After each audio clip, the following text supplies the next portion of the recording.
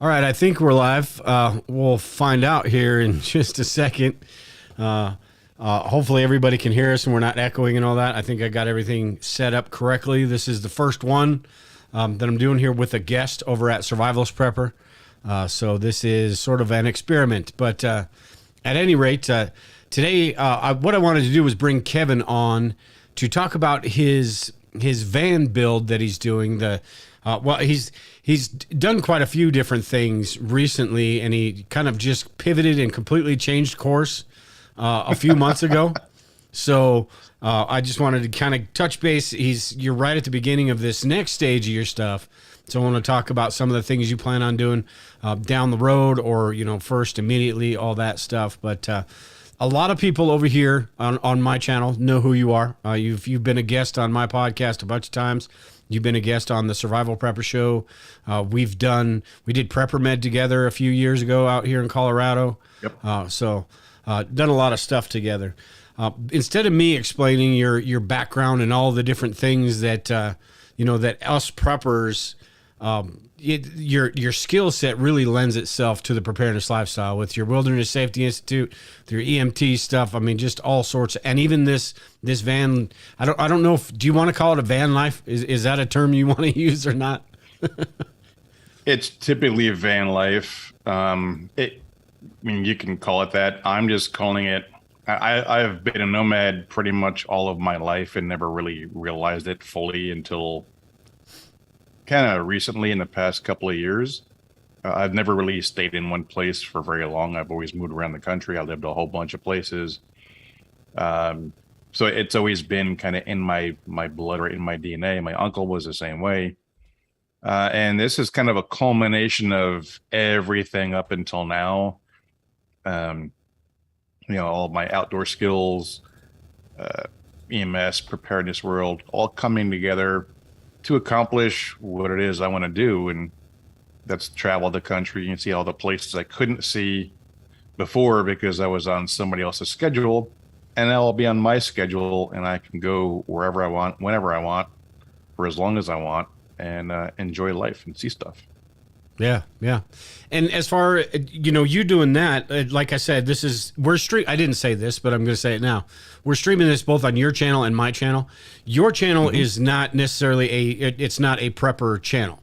Mine Correct. is, but I think this type of situation you're doing kind of lends itself to both, because as preppers, we'd think of this kind of a bug out situation, or we think of this from that perspective, whereas you're thinking, I'm going to go do whatever the hell I want to do when I want to do it, and for as long as I want until I get tired of it, or so it's an extended outage, I suppose, or outing, not outage.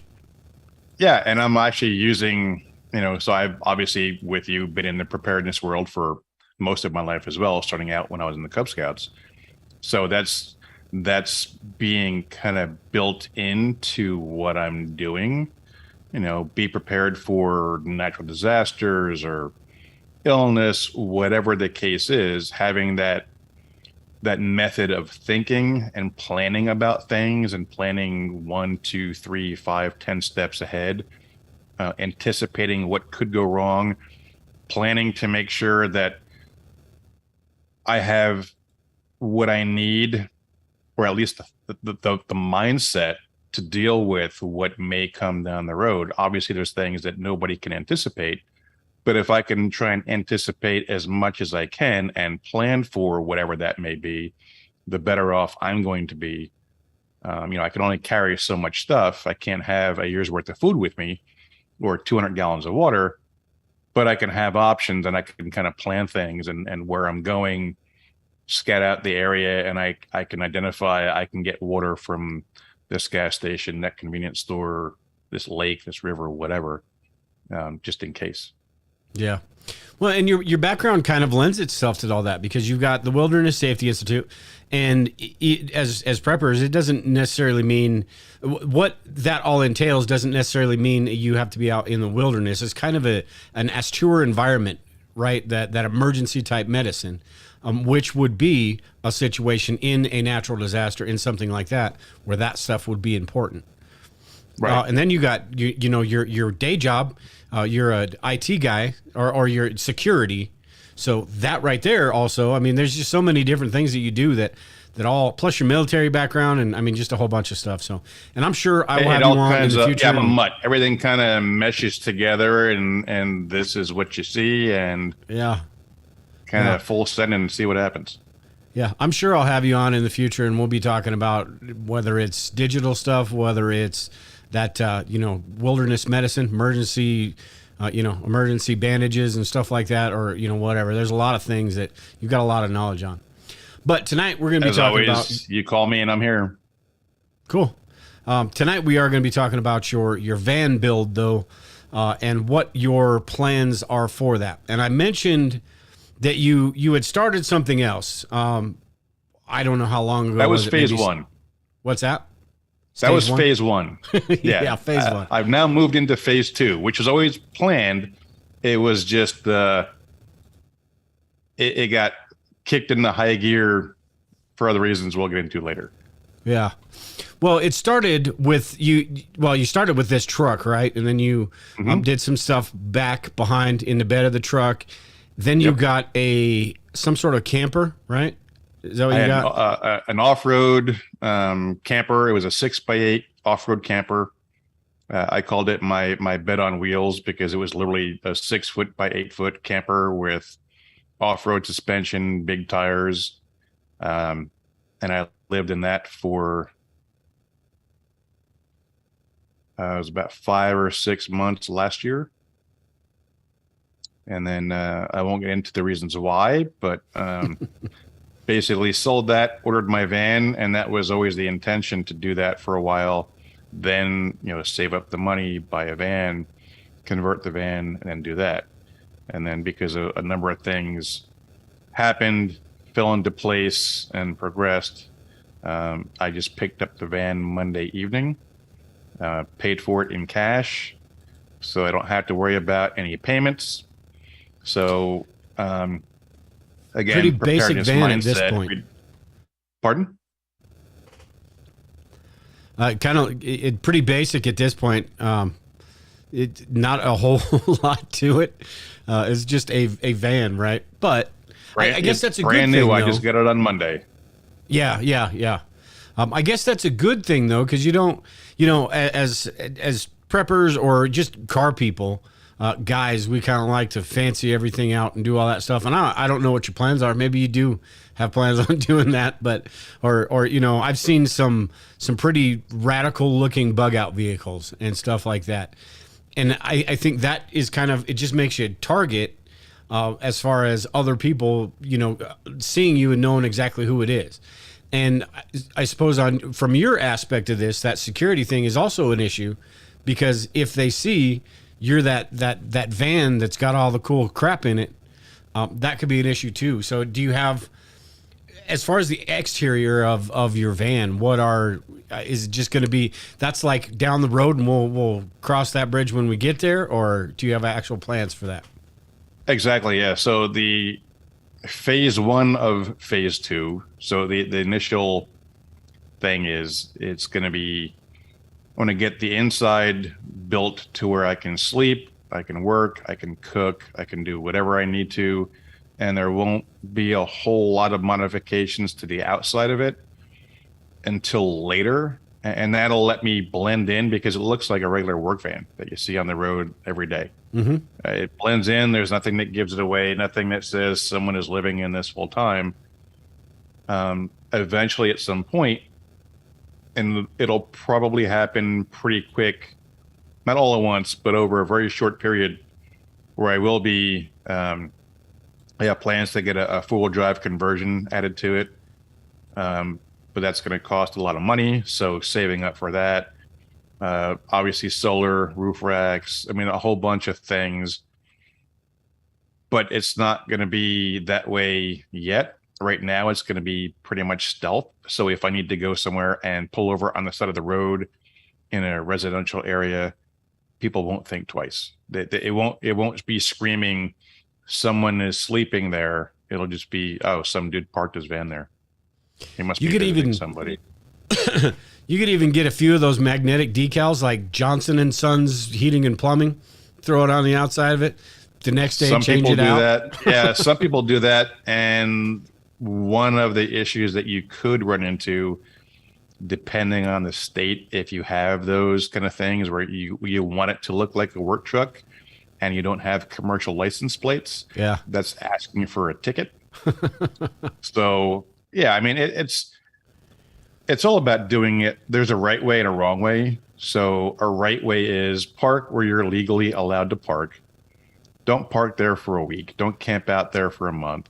Stay overnight, arrive kind of later at night, leave early in the morning. You don't want to be a nuisance. You don't want to be in people's way. You just want a place to sleep in quiet. Yeah. So you sleep and then you leave and then you go somewhere else. And then I can park, in a county park or somewhere where you're allowed to park and work there. Go to a Starbucks and go in and get a coffee or something to eat. Maybe use their Wi-Fi for an hour and then go somewhere else. So there's always a right way and a wrong way. You can sleep overnight at Walmart for free and Cracker Barrel and Bass Pro, Cabela's, all those different places. And, the right thing to do is wherever you're going to go, like I did last year, I would stay at Walmart, all the places I just mentioned. But you go in and you buy something. Go to Cracker Barrel, have a great dinner, come out, spend the night, you're gone the next morning. So if you're going to park at a Walmart, go in, buy something, use the bathroom, buy something. It's a good place to buy, a quick dinner, buy something, be a patron of their business, show support for letting them, for thanking them for letting you stay there overnight. Yeah. But you don't bring out your barbecue and set up like you're camping. No, you just park, you sleep, and then you leave. Yeah. See, Alaric in the chat, and you'll have to monitor your chat, but Alaric I can't really see anything, so I'm going to rely on you because I'll see if I can pull it up on my channel, but I don't think I can see. Gotcha. And it's not Alaric. I can see Arlic. it now. So okay, cool. I can see it now. Woohoo! It's Alaric. I said Alaric because I've got a friend that's named Alaric. So, but anyway, I said I don't like leaving the house, and that's kind of like I am too. I don't think I'd be traveling from place to place, but you never know. I've thought about this for years. It's lower on my priority list. I've got a whole lot of other things to do before I do this, but I've thought about doing something like this for a while, not to the extent that you are, but getting something like an old beat up van, not necessarily beat up, but not the nicest thing in the world. It's got to run good though. That's the main thing with that. Something that can sit in my driveway. I can work on, I can do some stuff with. We can go for a weekend because we're getting older now, and camping on the ground in a tent isn't as appealing as it used to be. I used to make fun of people like me that whine about having to sleep in a tent, but that's kind of where we are now. But if we had something enclosed, I think it'd be a lot more fun. And on top of that, you do have that emergency bug out type vehicle, whether you're talking natural disasters or you're talking something major. If you just need to leave for a few days and then you go back and hope your house is still there. I think of hurricanes when I think about this, and the people in Katrina, they basically had to sleep in the Astrodome or wherever that was. I forget what it's called down in New Orleans, or a FEMA camp, sleep on a FEMA cot. It would be a whole lot better to be able to just take off in your van, in your RV, whatever, figure out a place to stay for a few days, even if it is in that Walmart parking lot, and then go back, cross your fingers and go back and hope your house is still there. A lot of people do that very thing. They get a van and they fix it up for weekends, for camping trips, for, they take vacation every year. Why rent a hotel if you drive it there? When I was teaching courses a lot, I would sleep in the back of my truck. I would have to drive out to Houston or up to Dallas. We're talking a 6 or 7 hour drive. Why pay $150 a night for a hotel when I can just sleep in the back of the truck? Yeah. Go into Walmart, use the bathroom, wash up, change, whatever, and then drive home. So but yeah, a lot of people do that. We call them part-timers. They don't do it full time that's perfectly valid. You do it for whatever you want. You don't do it because someone says you have to. You do it because you choose to. But people do it part-time all the time. There's probably more who do it part-time than full-time. full-time is a pretty heavy commitment. I mean, you got to downsize everything in your house. People sell it, put it in storage. There's a lot into it. And some people don't want that headache. They just want to go out and enjoy themselves. More power to them. Go for it. Yeah. And at this point, you don't have a wife to talk into it either. I'd have to do that. And I'm not sure that would work all that well. I'm pretty sure Elise would castrate you with a rusty spoon. Yeah. Yeah. Hey, but you know what? Maybe you'll meet somebody that enjoys that kind of lifestyle. I mean, you never know. Life is weird that way. I'm sure I will. I mean, there's, I know Mark is in the chat right now. Hey, what's up, buddy? Mark is one of my Canadian friends, along with Jackie, Katie, and a bunch of other people here in the chat. Yeah, I mean, there's plenty of people who met on the road and now they're together. There's people who are together in their own vehicles, but they traveled together. You never know. Yeah. Better than going to a bar and picking up a chick and saying, "Hey, I don't have a house. you want to go out?" Yeah, I'm not sure that it works. My home is paid for in cash.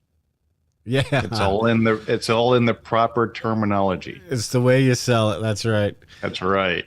Hey, our tent life in the chat said, get the big biohazard decals. That'd be kind of cool. I'd have a whole set. I could switch them out daily.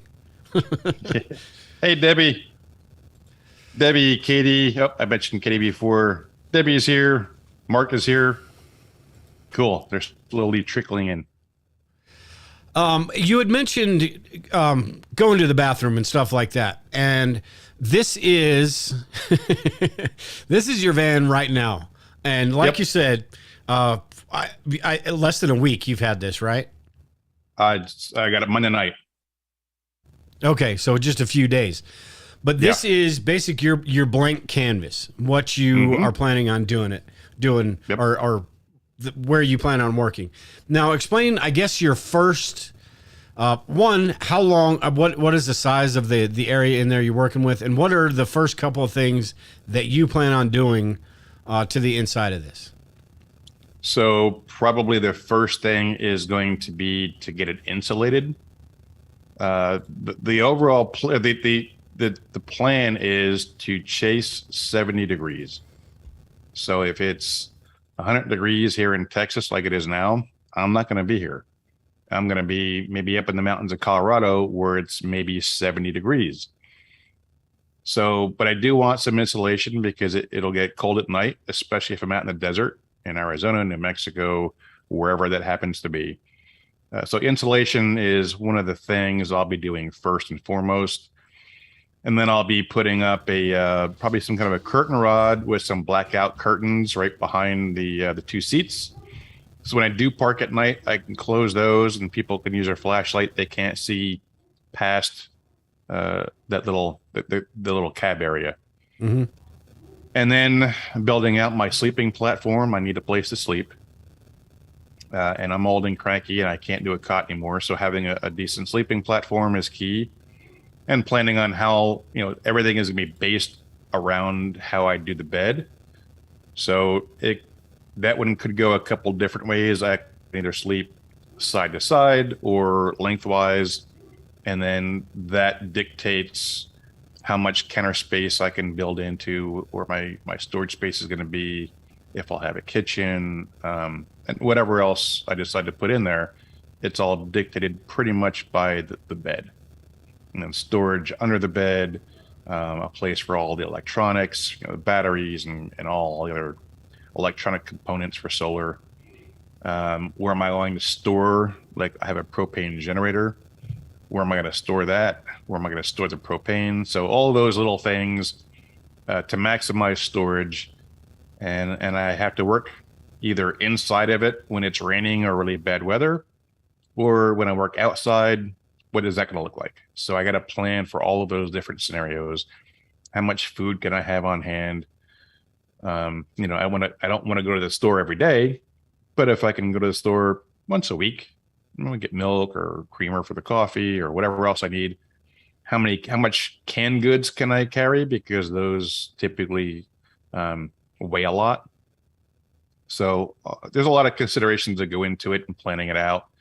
Everything is around the bed. But first, I'm going to get it insulated, wire up the lights, put panels on the ceiling and the walls, put some flooring down, pretty much the basics. And then from there, who knows? I have no idea. Yeah. It's kind of a journey. You know, Get that stuff done and then start jotting down on a napkin some different ideas, design ideas, and oh yeah, well, there's plenty of ideas on YouTube. I have plenty of friends. You know, Mark is one of them. I'm looking to see who's in the chat. You know, Debbie, Mark is one of my buddies up in Canada, as well as Kayla. Although I don't see Kayla here yet. They have a lot of ideas, and there's tons of guys who are doing this already. So, in keeping with the tradition of van lifers, you see a good idea that somebody else does, you steal it, make it yours. Yeah, yeah. So I have a number of ways I envision it, how that actually works out. I'll let you know when I get there. I'll be posting videos on YouTube and pictures on Flickr, and yeah.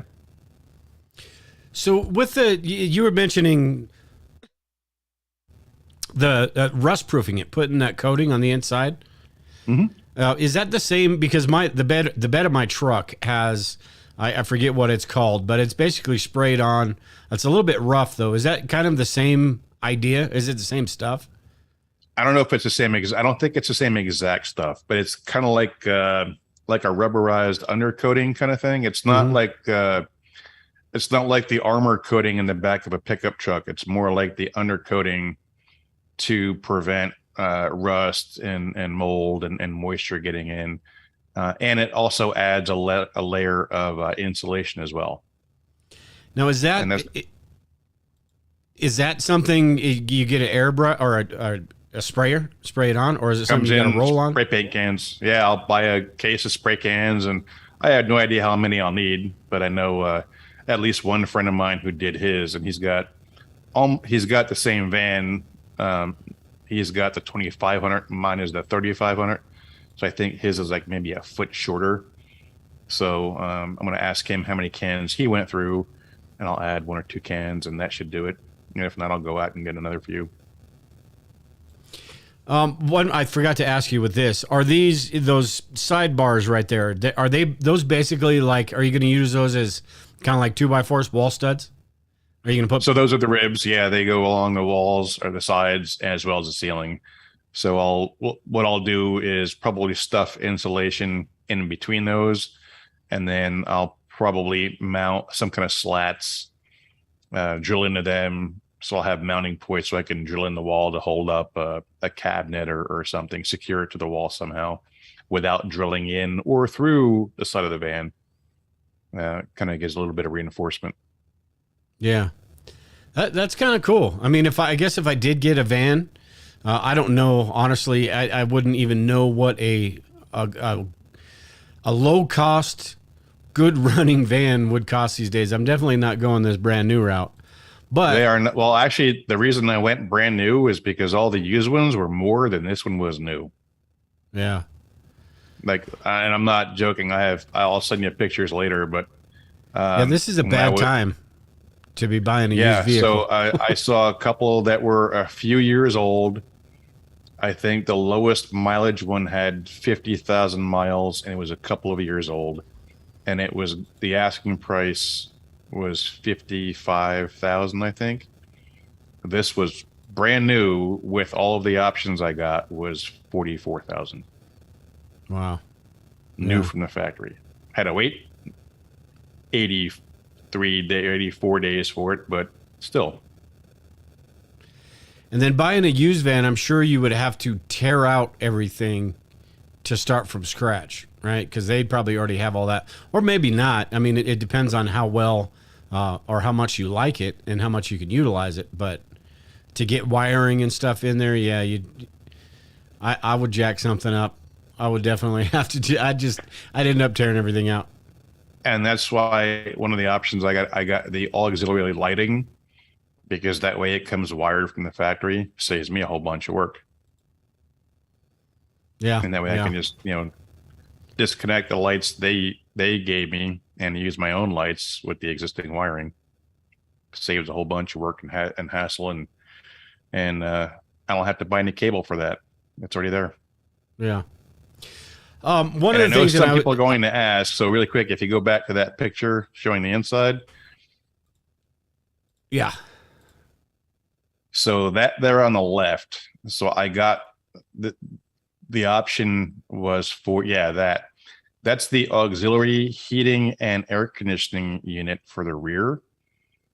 So if it does get cold, I have an air conditioning specifically for the back, as well as a heater. So I don't have to worry about getting a diesel heater, having diesel fuel on hand, or tapping my gas tank and dealing with that whole mess. The only thing I have to do is run the van to run that, but I can run it at night before I go to bed, or when I wake up in the morning, run it. And then when I get on the road, I'll do whatever. So hopefully I can get around the build process with that there, because I ordered that and I want that there. Again, thinking ahead, what happens if I get somewhere and I wake up and it's freezing out? I can crank them in the van and turn the heater on in the rear. So is that movable, or is that mounted in there pretty good? No, it's where it is where it is. So you have to build around it. I have to build around that, yeah. And that side is where the bed is going to be. So there's a couple different possibilities I'm toying with right now until I get it. This weekend I'll be taking out the measuring tape and actually in there planning things, measuring and all that. But it's all going to be around that. And then the bed is around that, and everything else is around the bed. So once you get solar put in there, is there a way to bypass that being straight to the engine or part of the main control panel, or not? Because it doesn't you need the engine on all that to actually control it. Is that why? Yeah, you need the engine to control that, plus the power. Just to run air conditioning, I don't think, well, some people do. The van lifers definitely know. The average person probably has no clue. Air conditioning needs a lot of power to run. That was my next question. You can buy a standalone air conditioning unit. The one I was looking at is called the Zero Breeze Mark. Zero Breeze Mark, or Breeze Zero Breeze Mark II. And with the batteries, you're talking around 2,000, 2,500. And that's good just for cooling yourself off, not cooling a space. And it's only good for maybe 8 hours if you run it straight, from what I've heard. So it's not like you're going to heat. You won't cool down the entire van, but you sit down, point the big tube at you, and you'll cool you down. Yeah. Yeah. And that takes a lot of power, and that's just for cooling a small space down. With this, I can run the van, let it idle, and it comes out of there pretty quick. It knocked my hat off when I was there at the dealership picking it up. The guy that drove me over there, I had him turn the fan on, and I was looking down at it, wondering which one is it going to come out of, and it literally knocked my hat off. So it's pretty strong. Yeah. So I have no problem running the van for 15 minutes to cool the van down, and then turning it off and then drive it to go somewhere else. Yeah. Chasing 70 degrees is the key. Yeah. Yeah. I'll tell you what, being in a van with no AC, that would get old real quick. Yeah. Speaking of that, though, the solar power aspect of that, on your old truck, you have a couple solar panels. I guess it's still your truck. It's not your old truck yet. But yet. You have a couple solar panels mounted to the top. Are those 100 watt? Yes, those are, each panel is 100 watts. I have them wired in parallel, and that gives me double the amperage. And they feed a small or smaller solar generator, and that in turn powers my fridge, which has been in that truck for, well, I guess going on about 2 years, maybe 2.5 years. It's always on. The fridge has been on for about 2.5 years in the truck. And is that the only thing you use that for at this point? Yep. Well, I mean, if I'm going somewhere, I can charge my phone. I can charge, Bluetooth devices, whatever else I have with me. I can charge it, and it charges fine. I haven't ever seen it go below. I think the lowest I've seen that go was maybe 60%, and that was with a couple of days of rain and clouds. It's working fine. Okay. And you were saying it is hooked up to a battery, right? Yeah, so that's hooked up to a solar generator. Okay. I think it's around 716 watts is what it's rated for. And the fridge is plugged into that on the 12 volt. So it's not using the inverter, which costs more power. So it's using, it's in a regulated 12 volt outlet, runs the fridge. The fridge itself doesn't really use much power at all, and very efficient. And it's been on for, like I said, about 2.5 years. Yeah. While you were explaining that the first time, I was busy playing with pictures and trying to get this one in here, so I totally missed it. So I had to, I had to figure out how to go back to that. But what is your plan with the new one then? Are you going to do sort of the same? Do you plan on getting more power, or is the same amount of power going to be enough for you?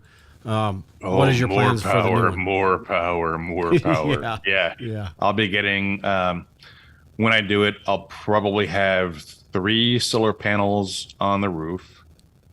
I don't know which ones I'm going to get yet. I don't know if they'll be 100 watt. I know they have them. You can get 200 watt panels. Again, I don't know how much. I don't know the dimensions. I don't know how much space I'll have for them. But I know other people who have similar panels can usually fit 3 across the top. I'll also have a DC to DC charger. And what that means is when I'm driving it, the alternator will help charge the house battery, meaning not the crank battery, but the batteries I'm going to put in there to build out my internal power system. That'll charge the batteries while I'm driving. So if for some reason it's cloudy and my power levels get really, really low and there's no chance of solar recharging it, I'll have 2 options. I can either plug in my propane generator, my propane powered generator, to charge those up. Actually, 3 options. Or I can put it in drive and go somewhere and that'll charge it up. And the third option is I can pull up to somewhere where I can, back it into your driveway, take my extension cord, plug it in as if I was at a camping spot that has hookups, and use your electricity from your house to charge my batteries up. Yeah. Yeah. See, from a prepper perspective, I'm thinking about like this. I assume that this is fairly permanent, right? On top of your truck. No, it's not permanent. It was a pain in the butt to get those panels attached to the roof racks, but the roof racks, those are simple enough to take off. I mean, it's just one screw on either side and the whole thing comes off. But it's too much of a pain, and trying to do that in the Texas heat. Nope. When I sell the truck, the panels go right with it. Pretty much as it sits is how it's going to be sold. Yeah, and I'm thinking from a prepper perspective, where we're always thinking about being able to use things, being able to move, being able to go, having something that I do like the idea of being able to put something on your roof, but and maybe just a 100 watt panel really isn't that big. That's easy enough to move around. But something that you could take off pretty quick, move it to where, I mean, you're not putting it on your back and, with your backpack and, walking 100 miles with a 100 watt panel on your back. I suppose you could. You're going to look funny doing it, and it's not going to be very comfortable, but there are better options for that. So what's not in that picture, I also have a 350 watt Suitcase panel. So there's a 20-foot cable that comes with that. So basically I can set up a 350 watt panel. It's foldable. So it's a suitcase, right? So it's folds out, it opens up, and it's about yay wide. And I can put that 20 feet away from the vehicle, and there's the potential for an additional 350 watts on top of what's on the roof. Yeah. Or if I park in the shade and we'll get any from the roof, I can get whatever power I can get from that one, and I can put that wherever I want. When I fold it up, it's about that thick and the same size as a standard panel. So just throw that in the back and I'm good to go. And I suppose you don't worry about angle and all that, right? Because out in Texas, you get sun all damn day long.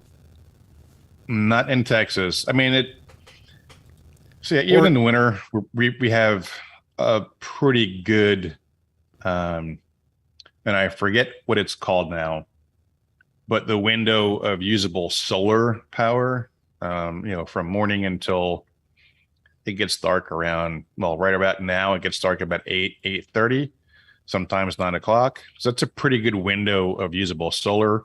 In the winter, I think the window is maybe 6 or 7 hours, depending on where in the state you are. If you're up north, you might get a little bit more, or if it's south, you get more. But all over the country, it depends. So for right now, I'm not too concerned about it. Plus, like I mentioned before, put it in drive, that'll take the place of my solar. So the combination of all those different things, I'll be able to have power, which I need to do my full-time job anyway at a computer. So I've planned everything, spec'd everything out. And right now I have more power than I'm going to need for a week, which is great. I'd rather plan it and build it bigger than I need. That way, if I need to expand it later, it's pretty simple. Getting a little setup and then stopping every 45 minutes to adjust the angle and all that probably wouldn't be worth the amount of energy you'd get. Yeah. Not worth the calories. Nope. Yeah. Yeah. So I think that would be kind of cool to go, smaller scale than what you're going to do, but even 100-watt solar panel, if it's something, and I'm thinking from a part-time, not a full-time like you perspective, something to just charge a 100-watt battery, maybe a couple of them, or 100 amp hour. Did I say watt? 100 amp hour battery, maybe a couple of them while you're camping, while you're on the go, whatever you're doing. And then having those portable ones, I've got probably 3 or 4 different solar panels, all the way from 15 watts to 45 watts or something like that. Mm-hmm. The smaller ones. So there's a lot of different options. Yeah, that is one of the main things, though, I think, is having that energy. The other one is going to the bathroom, and you mentioned, stopping places and doing that and all that. But what do you have when all the stores are closed? What is the plan? Are you putting one of those little toilet seats on the bumper and then dropping a deuce and then taking off? No. So I believe at some point in the past, I've sent you my main commode, we'll call it. I don't poop in a bucket. Although I do have the bucket. I had the toilet seat for the bucket. It's very uncomfortable. I don't like it. It's not very stable. I actually have a metal folding contraption with a real toilet seat. I just put a trash bag, close the seat, do my business, and then you talk to 10 people. They'll have their own, you'll get 10 different methods of, some people use kitty litter, some people use coconut husks. You can use 1,000 different things. It's whatever works. For the other part of it, I just went to Walmart and I got 2 stainless steel water jugs. They're about a quart, I think. I got 2 of them, mainly because I only had one when I was in the camper, and I didn't empty it right when I went to bed. And about 2 o'clock in the morning, realized this is already half full. This will be interesting. I went ahead and got the second one that day. That's you don't want to get into that situation where it comes to that. So 2 is 1 is none. Our septic tank, the main line going out to the septic jammed up. So I went and bought it's called a Potty or something like. I think that's what it's called. And basically, it's the top level, and then the bottom level holds the fluid and the waste and all that. Mm-hmm. And I can't say how good it works because I haven't actually. Everything got back to normal before we even had an opportunity to use it. Plus, being on septic, that was the problem. Being on septic is not a big deal. You can still flush, but when that main line is clogged, that's out the window. So we went and got that. It was interesting though. I did. The reason I got that was I watched a couple videos from people doing the van life, and they were girls though. So I don't know how. It's the same stuff. No, I'm talking this size. I mean, I don't know. You're probably a little taller, a little heavier. So I don't know. Hey! Now, be nice. Be nice. I'm trying not to visualize it actually, but like this. I think I'm a few inches on taller this little than tiny you. toilet. Oh yeah. So, and I think I sent you that picture, but it's a collapsible metal frame. Think of it. It looks very similar to something you would get at a medical supply store for like an elderly person to sit down in the shower, who maybe has difficulty standing. Yeah. It's solid. It's foldable. It has a real toilet seat. So I'm not using it. It folds up, and it's only about maybe that wide. So I can shove it behind my seat. I can put it wherever I need to. It takes up less space. And the trash bags, I mean, they're trash bags, right? So you buy a box of kitchen bags and you're good for however long that lasts you.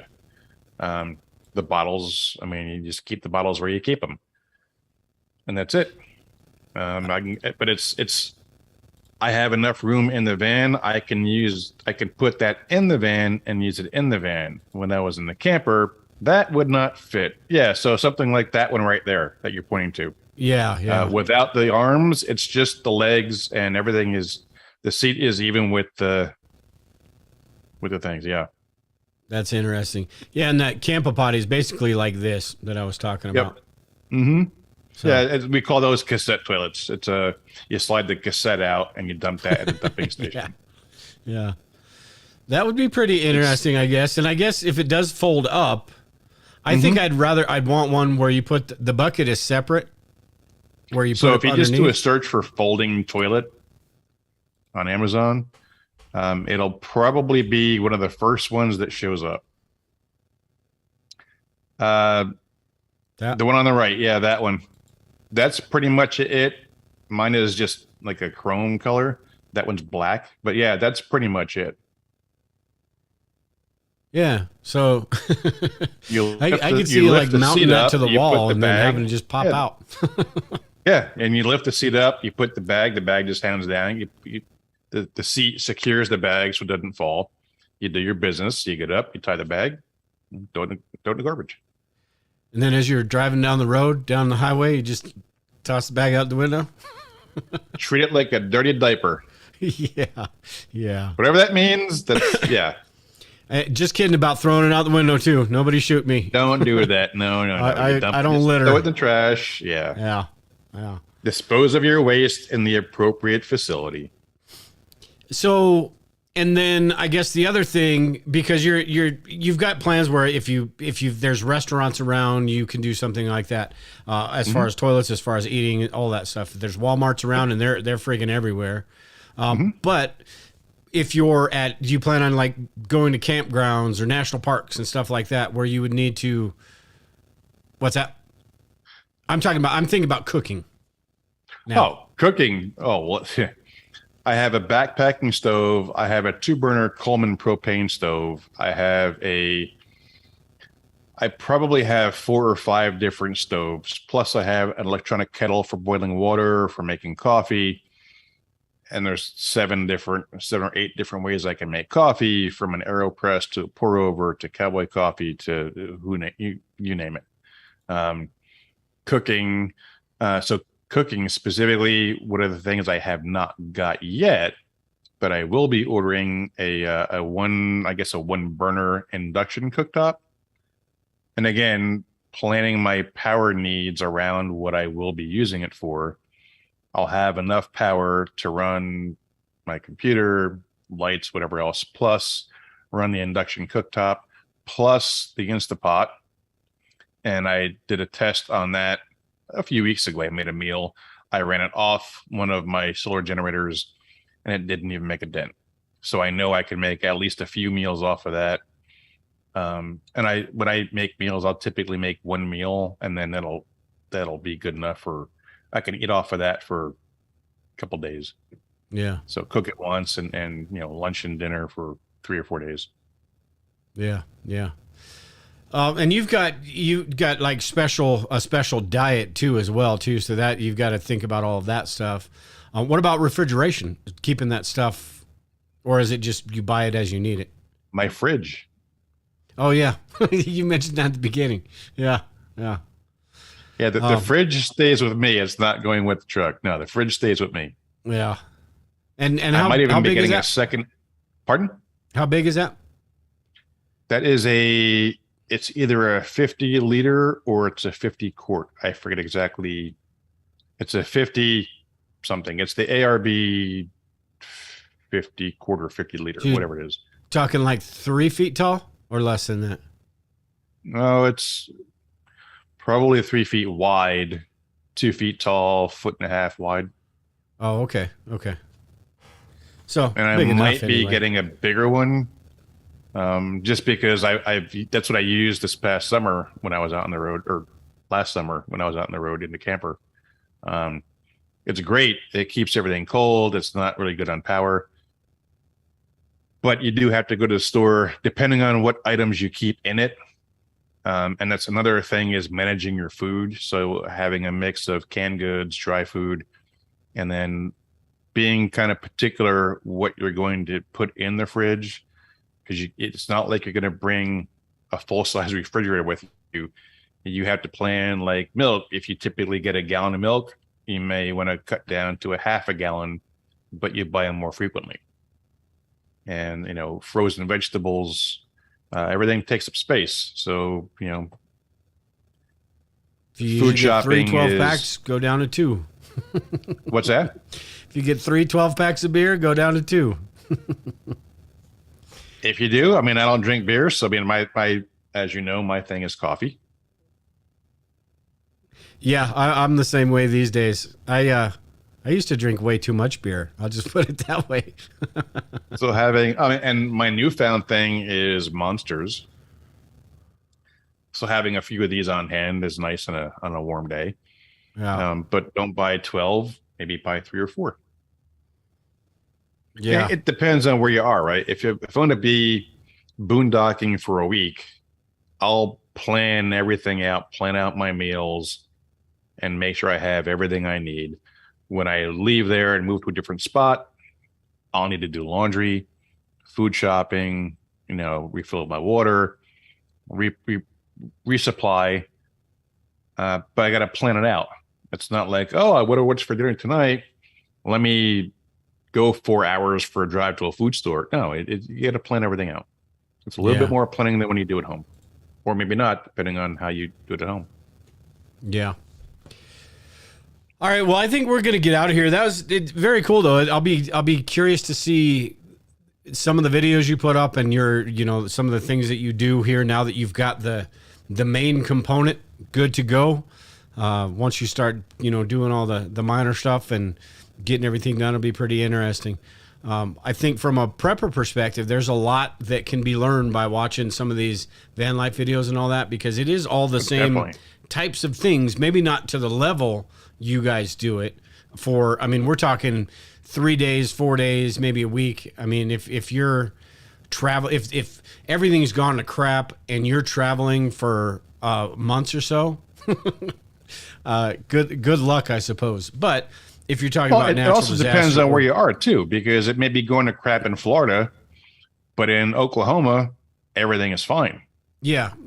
Okay, so drive for a couple of days and you're good. Yeah. But those things are still important with the solar, with the, going to the bathroom, the food and all that. And while like any vehicle could be a bug out vehicle, having something like that is specifically set up for that, an RV, anything like that one you can use throughout the year. It just doesn't sit in your driveway and, waiting for the world to end or anything. Right. You can actually use it. And in a situation where there is something that happens, you can get out of there real quick. So there's a lot that preppers can learn from something like this. So it's very cool. I will have you on here in the future. I'm sure we'll talk a lot more about solar. I tinker around with solar a lot. And you're usually the person I go to get, make sure that, because the calculations are so damn confusing sometimes. I have to kind of double check. It's like, okay, I've researched this for 3.5 hours now. Now I'll throw it to Kevin because I want to make sure I got it right before I even throw it to you, because I don't want to hear it.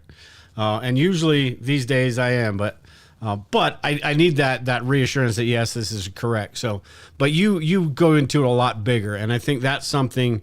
Even if you're not talking about a bug out vehicle, just around your home, that's something that is super beneficial when you're talking about power outages.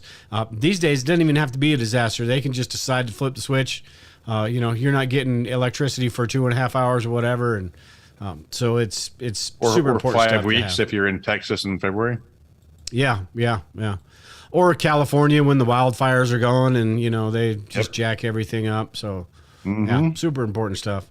And then the wilderness medicine stuff, always really interesting. Those medicine skills. I don't necessarily. I guess it is kind of trauma, right? I don't necessarily want to call it trauma medicine, but I guess it. So medicine, you can break it down. It's really simple. There's 2 components to it. There's trauma, and there's medical. You have a bellyache, that's medical. You snapped your femur, that's trauma. Or you got in a car accident, you fell off a cliff, there's going to be trauma injuries. But there could be medical injuries. What's causing your diarrhea? What's causing your heat stroke? Right? Those are pretty much medical. So it's the same thing that you would see in a hospital. Take that and go an hour away out in the middle of nowhere, and what you have is what you have. And again, as with everything, and you've heard me say this 1,000 times by now, it's all about planning, having the proper resources, having the right mindset, having the right training, anticipate problems and plan for them. Just like what I'm doing with my van, anticipating I could be out somewhere and I won't have, what am I going to do about water? So make sure I bring enough water with me. What happens if I run out of X? Make sure I have enough with me. What do I do if I have a flat? Have a flat kit so I can fix my flat, air up my tire, whatever else I need to do, plan for that, anticipate it. And, that's pretty much how I do everything. Yeah. Yep. All right. Well, I'm going to get out of here. I've got to get upstairs and talk to the wife and all that stuff. So, but I do appreciate you being my wife on. I've been ignoring my wife here in the chat. Sorry, Kayla. It's reading this chat is a little weird. I know you're here somewhere. I just can't see you. Oh, on your tablet there? Yeah, I'm trying to read the comments, and it's and Rocio is here. Thank you, Rocio. So yeah, I'm trying to read the comments on here, and it's not very easy. So my apology to y'all. Yeah, it's not like a normal live stream. This is a bit weird. Well, and we're not doing a 4-hour stream like you did a couple months ago. That's insane. No. I was like, oh my God, he's on there for 4 damn hours. Oh, that's nothing, dude. My buddy Matt, I think his average is 8 hours. Consistently, he'll do 8-hour live chats. Well, he used to, not so much anymore, but yeah. Good Lord. No thanks. All right, man. Well, I do have to get out of here. Appreciate everyone in the chat. Very cool.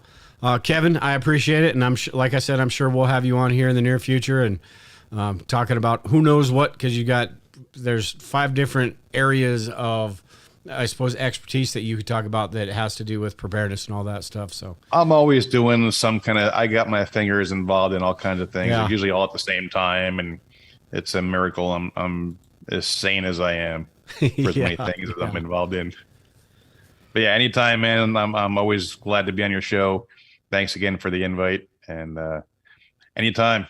And, yeah, absolutely. Subscribe to my YouTube channel if you want to see the updates to the van. And I know you already are. Just saying that. And I did put the link below this video too in the description, so make sure and jump over there and subscribe to his channel. And kind of watch and see how, maybe get some tips and ideas and stuff if that's something you're interested in.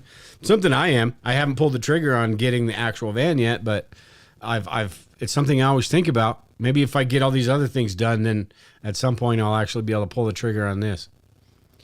Or and maybe one of my kids will. You can get a camper insert for your truck too. Yeah, I thought about that.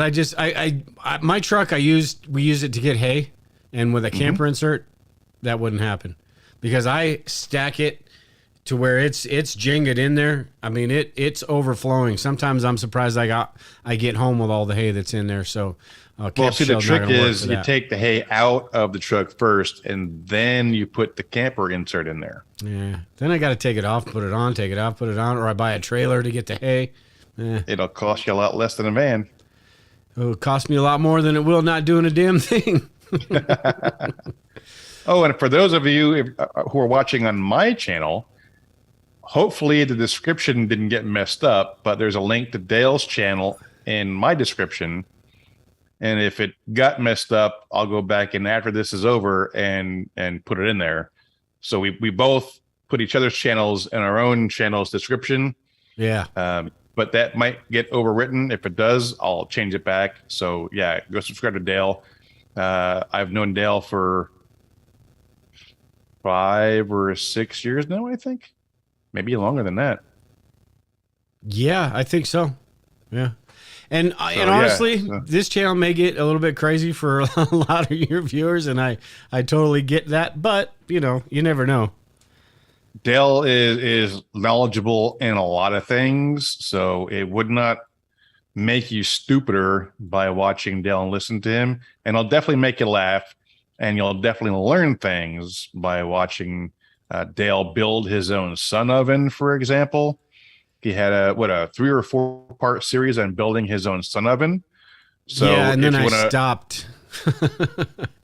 I lost interest because I could not get it to maintain 145 degrees, and it just made me mad. And it's sitting in my garage now.